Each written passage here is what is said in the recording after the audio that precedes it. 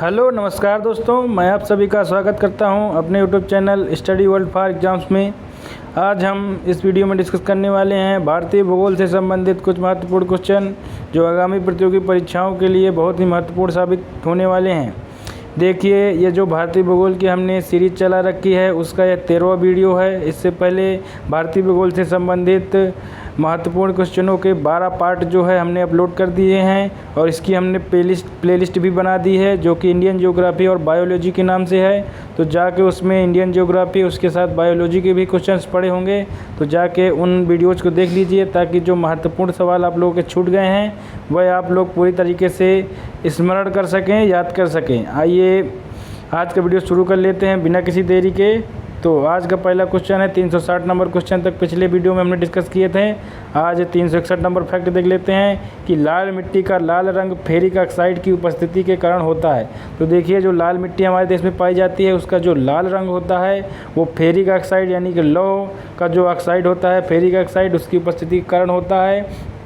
लेकिन जल योजित रूप में यह पीली दिखाई देती है। तो जब जल योजित रूप होता है, जल से सनी हुई होती है, जल भरा होता है, तो इसमें जो है पीली दिखाई पड़ती है और सूखी होने पर यह लाल दिखाई पड़ती है।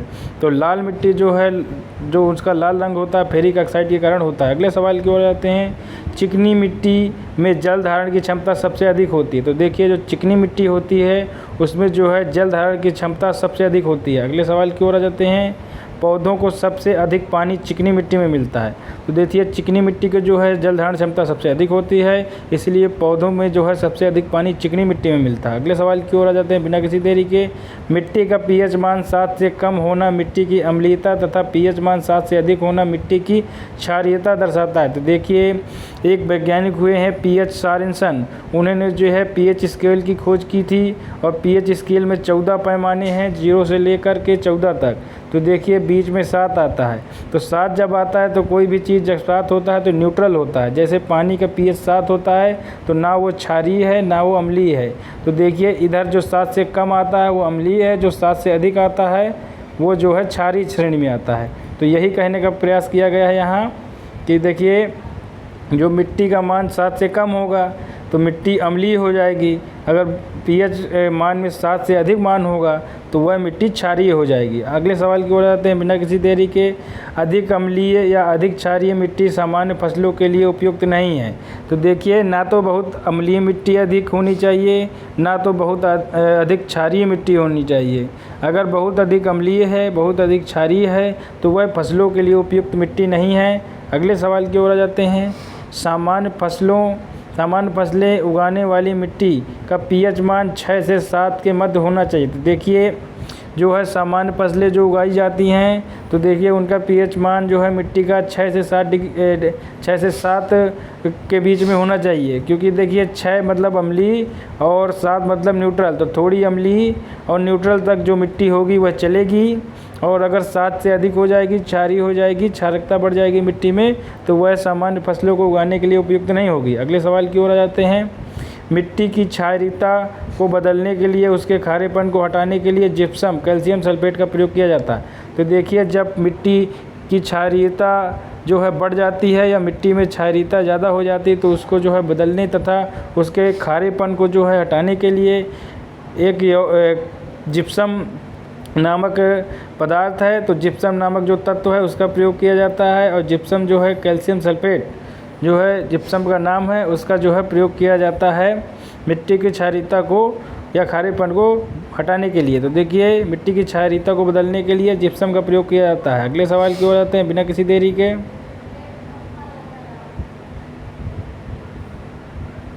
एक मिनट रुक जाइए दोस्तों, देख लेते हैं अगला सवाल।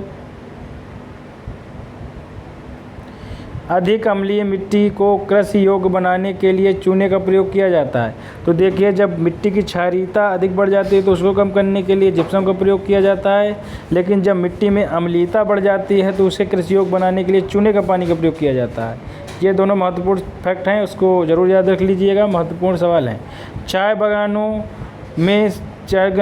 बागानों के लिए गहरी अम्लीय और अच्छे जल निकास वाली मिट्टी की आवश्यकता होती है। तो देखिए एक महत्वपूर्ण फैक्ट है, इस पे 3 से 4 सवाल बन जाते हैं कि चाय बागानों के लिए कौन सी मिट्टी की उपयोगी होती है। तो अम्लीय मिट्टी उपयोगी होती है, और जो चाय बागानों के लिए अम्लीय मिट्टी उपयोगी होती है, उसके साथ ही अच्छे जल निकास वाली मिट्टी की भी आवश्यकता होती है। जहाँ जल निकास अच्छा हो, अम्लीय मिट्टी हो, वहाँ चाय के बागान बहुत तेज़ी से फलते फूलते हैं। अगले सवाल की ओर आ जाते हैं। जल निकासी की पर्याप्त सुविधा के कारण ही चाय बागानों को पर्वतीय ढलान में लगाया जाता है। तो देखिए आपने हमेशा देखा होगा या नहीं देखा है तो जा कर के देख सकते हैं कि चाय की खेती जहाँ की जाती है तो वहाँ जो है पर्याप्त जो है पर्वतीय ढालों में ही हमेशा चाय की खेती की जाती है, क्योंकि जल निकासी की पर्याप्त सुविधा होती है ढलानों में। तो चाय बागानों को हमेशा पर्वतीय ढलानों पे ही लगाया जाता है। अगले सवाल की ओर आ जाते हैं बिना किसी देरी के। चंबल घाटी क्षेत्र में खोह कड़ों का निर्माण अवनालिका अपर्दन के कारण हुआ। तो देखिए चंबल घाटी जो है और चंबल घाटी जो है मृदा अपर्दन से काफ़ी मृदा अपर्दन से काफ़ी ग्रसित है, और चंबल जो है नदी है यही बीहड़ों का निर्माण करती है चंबल घाटी में। तो देखिए चंबल घाटी जो है अवनालिका अपर्दन के कारण खोह खेड़ों का निर्माण होता है। अगले सवाल की ओर आ जाते हैं। जल तथा वायु के प्रभावाधीन मृदा की ऊपरी परत काटकर बह जाने को मृदा अपर्दन कहते हैं। तो देखिए सॉइल इरोप्शन या मृदा अपर्दन किसे कहते हैं? जब जल तथा वायु के प्रभावाधीन मृदा की ऊपरी परत कटकर बह जाती है। तो देखिए जब हवा तेज़ी से चलती है तो जो मिट्टी की ऊपरी परत बह जाती है अपने मूल मिट्टी को छोड़कर, या जब पानी या जल की ज़्यादा मात्रा होती है तो मिट्टी का जो ऊपरी भाग है बह जाता है।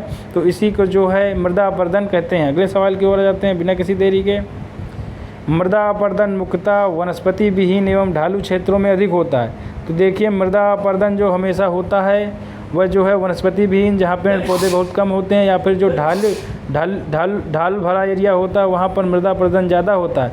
इसीलिए मृदा अपर्दन से बचने के लिए ज़्यादा से ज़्यादा वृक्षों को लगाया जाना जरूरी है, और पर्यावरण की सुरक्षा भी होती है। अगले सवाल की ओर जाते हैं। भारी वर्षा वाले क्षेत्रों में अपर्दन का कारक जल है।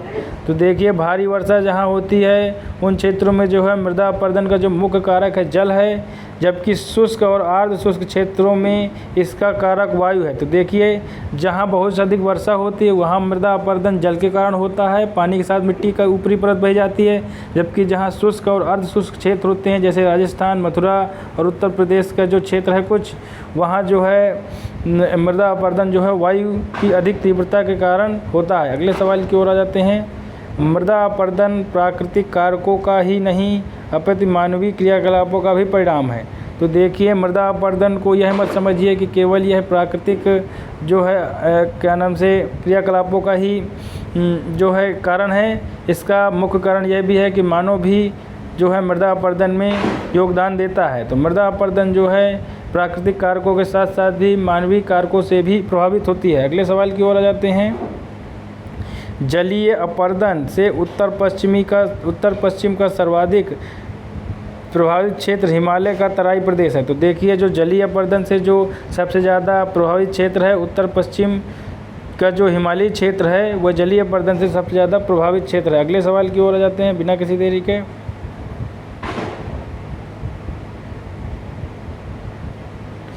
जिस मिट्टी का रंध्र जितना छोटा होगा उसमें कोशिका क्रिया उतनी ही प्रभावशाली होगी। तो देखिए जिस मिट्टी का जो रंध्र होता है, रवा होता है, जितना छोटा होगा उसमें जो है केशिका की क्रिया उतना ही प्रभावशाली होगी। केशिका की क्रिया वह होती है जिससे जल नीचे से ऊपर की ओर आता है। जैसे पौधे पे जो है जड़ों पे जो जल ऊपर तक पहुंचता है पौधे के, तो देखिए केशिका क्रिया द्वारा ही पहुंचता है। अगले सवाल की ओर जाते हैं। जिस मिट्टी का रंध्र जितना बड़ा होगा उसमें केशिका क्रिया उतनी ही कम प्रभावी होगी। तो देखिए जिस मिट्टी का रंध्र बड़ा होगा उसमें देखिए केशिका क्रिया जो है कम प्रभावी होगी। अगले सवाल की ओर आते हैं। भूमि उपयोग में सुधार ही मृदा संरक्षण कहलाता है। तो देखिए भूमि उपयोग में जो सुधार की प्रक्रिया होती है वही मृदा संरक्षण कहलाती है। अगले सवाल की ओर आ जाते हैं बिना देर लगाए हुए। केचुए मिट्टी के निर्माण एवं इसकी उत्पादकता में वृद्धि में विशेष योगदान देते हैं। तो देखिए केंचुओं को जो है किसान का मित्र भी कहा जाता है, क्योंकि केंचुए जो होते हैं मिट्टी के निर्माण तथा उसकी उत्पादकता को बढ़ाने में विशेष योगदान देते हैं। अगले सवाल की ओर जाते हैं। केंचुओं को पारिस्थितिकी तंत्र का इंजीनियर भी कहा जाता है। तो देखिए यह महत्वपूर्ण सवाल है कि अगर यह उक्ति आती है कि पारिस्थितिकी तंत्र का इंजीनियर किसे कहा जाता है, तो केंचुआ नामक जीव होता है जिसमें आँखें नहीं पाई जाती हैं, वह जो है पारिस्थितिकी तंत्र का इंजीनियर कहलाता है। अगले सवाल की ओर जाते हैं।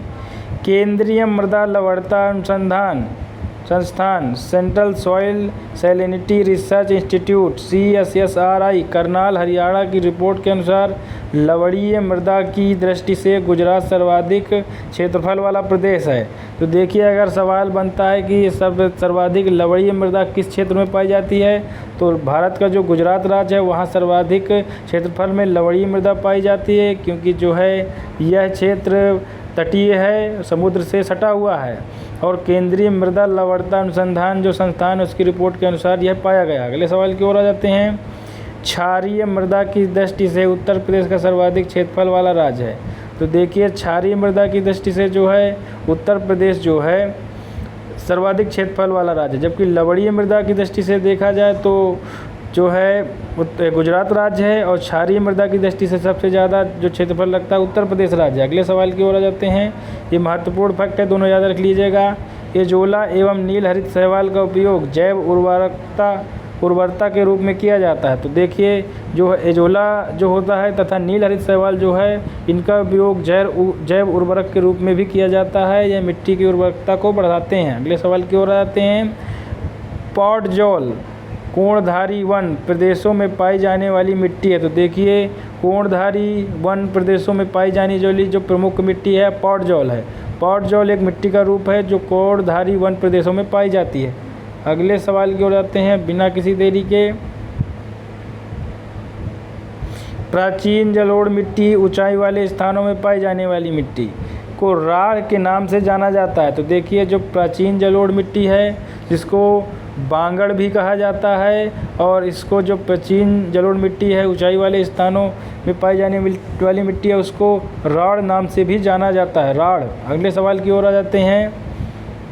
भारत की मिट्टियों में से रेगुर मिट्टियाँ बेसाल्ट लावा के अपक्षय के कारण निर्मित हुई है। तो देखिए जो भारत में जो मिट्टियाँ पाई जाती है उसमें जो रेगुर मिट्टी है जिसे काली मिट्टी भी कहते हैं, ये ज्वालामुखी उद्गार जो हुए हैं तो जो बेसाल्ट लावा निकला है उसी के अपक्षय से, उसी के क्षरण से जो है यह मिट्टी निर्मित हुई है। तो काली मिट्टी का निर्माण बेसाल्ट लावा के अपक्षय के कारण हुआ है, जो कि मध्य प्रदेश, महाराष्ट्र, कर्नाटक के क्षेत्रों में पाई जाती है। अगले सवाल की ओर जाते हैं।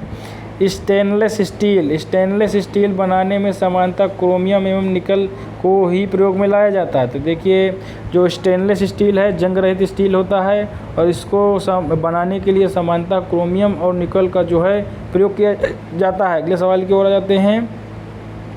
टिस्को जो है Tata iron and steel company limited, TISCO जिसका जो है फुल फॉर्म है Tata iron and steel company limited, Bharat की प्रमुख इस्पात कंपनी है। तो देखिए टिस्को जो है भारत की प्रमुख इस्पात कंपनी है, जो टाटा समूह की टाटा जो है कंपनी है। अगले सवाल की ओर जाते हैं। टाटा नगर जमशेदपुर, देखिए टाटा नगर जमशेदपुर में स्थित टिस्को कारखाने की स्थापना वर्ष 1907 में किया गई थी। तो देखिए जो है टिस्को जो है स्टील बनाने की स्टील आयरन और स्टील की जो है प्रमुख इस्पात कंपनी है, इस्पात बनाने की कंपनी है, और टाटा नगर जो है जमशेदपुर नगर में है, और जो है टिस्को इसमें जो है टिस्को कारखाना लगाया गया था, और टिस्को कारखाने की स्थापना वर्ष 1907 ईस्वी में की गई थी।